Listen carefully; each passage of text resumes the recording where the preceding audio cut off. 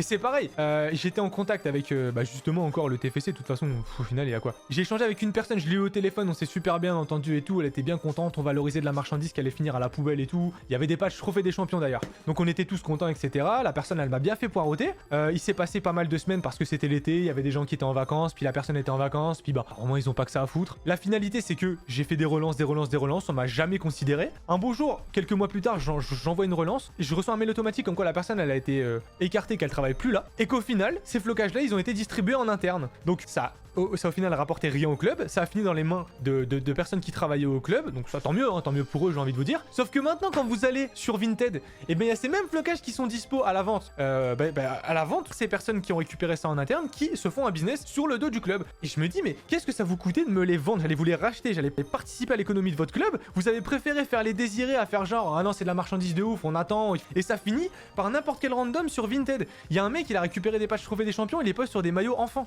Alors que c'était la marchandise d'exception. Enfin bref. Mais avec les clubs, c'est que des trucs de ouf. Ils se prennent la tête sur des détails. Ils se rendent pas compte. Et après, la seule solution, si tu veux un patch trophée des champions, et tu vas l'acheter sur Temu, sur AliEx ou sur DHgate. Et puis il y a que des fakes partout. Avec leur pseudo-exclusivité, ils entretiennent énormément ce marché parallèle de contrefaçon. Mais bon, quand tu leur dis, ils savent même pas pourquoi ils t'interdisent. Ouais, non, on n'a pas le droit. Mais de quoi t'as pas le droit? Qui? Personne. Trophée des champions, c'est rare en plus pour un club comme Toulouse. Pour l'histoire, ils avaient une pile de 30 patchs qui a traîné pendant je sais pas combien de temps à côté de la presse. Ils en ont rien fait. Je voulais leur récupérer. Ils étaient d'accord. Hein. La femme, elle a dit, ah ouais, ça on peut. Pour au final que ça finisse dans des mains de random qui vont soit en faire n'importe quoi, soit qui vont les vendre pour leurs propres intérêts et puis se faire un bénéfice sur l'autre club. Bon, tant mieux pour ces gens-là, encore une fois. Dans un monde normal, ça devrait être disponible à la commande chez le fournisseur. Pourquoi faire en sorte que y ait ce climat malsain de patchs rares? Après, tu te retrouves à vendre des patchs à 40 € pièce ou des patchs Coupe du Monde à 90 € la paire. Ah ouais, ils font tout pour que ça tombe dans les mains. Pour des vulgaires feuilles de flocage qui doivent coûter 50 centimes à produire.